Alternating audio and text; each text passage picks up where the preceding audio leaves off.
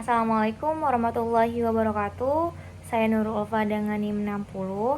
Di sini saya akan menjawab pertanyaan kuis dari mata kuliah Alma, yaitu yang pertama, jelaskan pengertian, tujuan, dan fungsi dari Alma.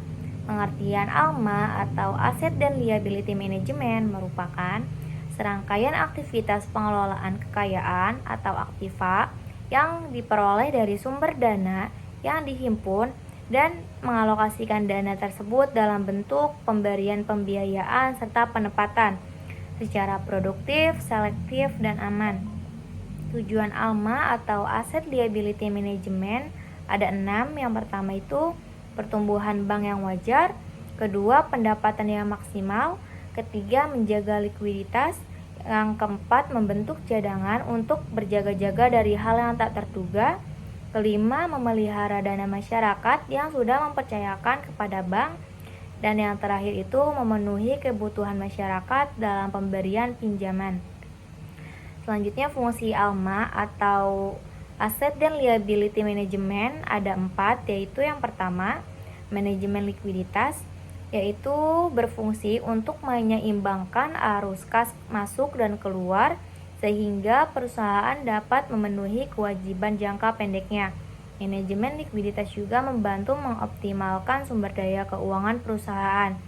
Yang kedua itu ada manajemen GAP, yaitu berfungsi untuk mengelola kesenjangan antara aset dan liabilitas yang sensitif terhadap suku bunga.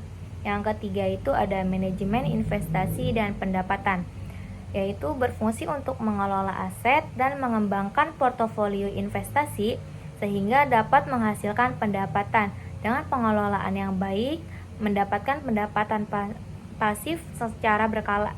Yang terakhir itu ada manajemen valuta asing, yaitu berfungsi untuk mengelola aset dan kewajiban falas serta meminimalkan risiko. Selanjutnya pertanyaan yang kedua itu, jelaskan analogi ALMA pada tubuh manusia.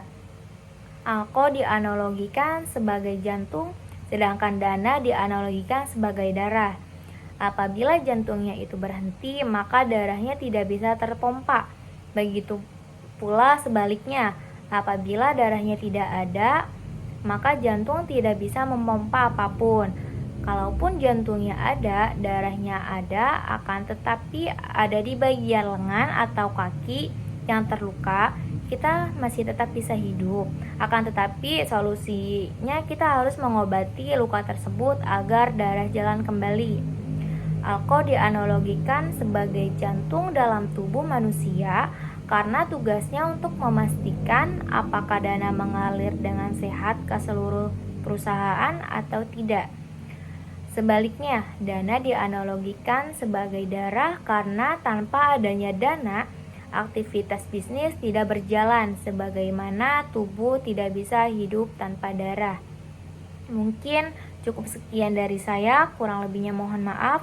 Wassalamualaikum warahmatullahi wabarakatuh.